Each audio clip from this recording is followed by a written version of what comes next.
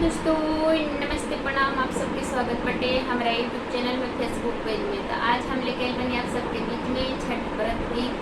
तो आप सब जरूर सुने जा, सुन करके कैसन लगे कमेंट बॉक्स में लिखे जा। कहाँ माई की हरी हर के लावाई, कहाँ माई के पाय कोलो पान, कहाँ माई के पाय कोलो पान। हाजीपुर की हरी हर के लावा, पटन के पाय कोलो पान, पटन के पाय कोलो पान।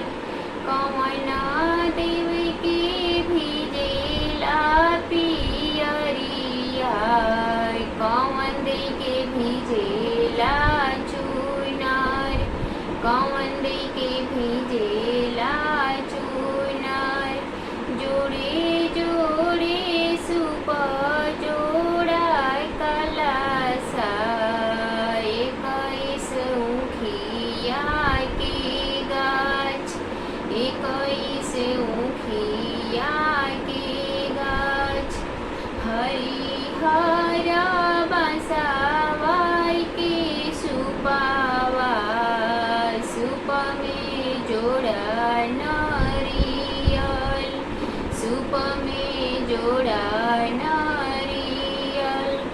परमित बाबू लाई कोसिया भराला, छठी माई जी के घाट, छठी मैया जी के घाट।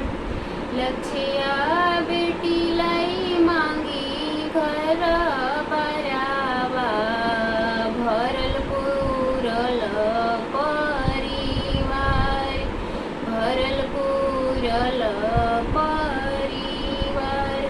जल बीचे खाड़ी सब तिवैया, छठी मैया के मानाय। जल बीचे खाड़ सब तिवैया, सूरज बाबा के